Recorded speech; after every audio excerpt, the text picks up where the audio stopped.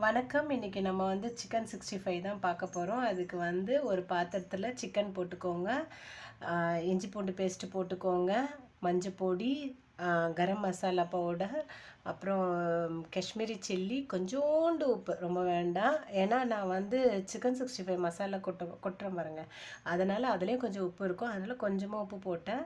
அதுக்கப்புறம் சீரக பவுடர் நான் வீட்டில் அரைச்சி வச்சது, இதெல்லாம் போட்டு நல்லா மிக்ஸ் பண்ணிக்கோங்க.